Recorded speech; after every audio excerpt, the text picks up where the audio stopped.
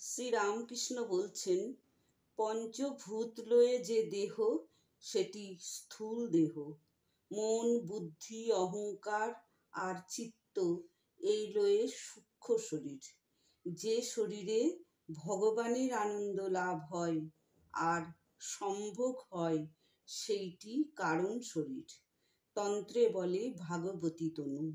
সকলের অতীত মহাকারণ, সেটা তুরীয় অবস্থা, মুখে বলা যায় না। কেবল শুনলে কি হবে? কিছু করো। সিদ্ধি সিদ্ধি মুখে বললে কি হবে? তাতে কি নেশা হয়? সিদ্ধি বেটে গায়ে মাখলেও নেশা হয় না, কিছু খেতে হয়। কোনটা 41 নম্বরের সুতো, কোনটা 40 নম্বরের সুতোর ব্যবসা না করলে এই সব কি বলা যায়?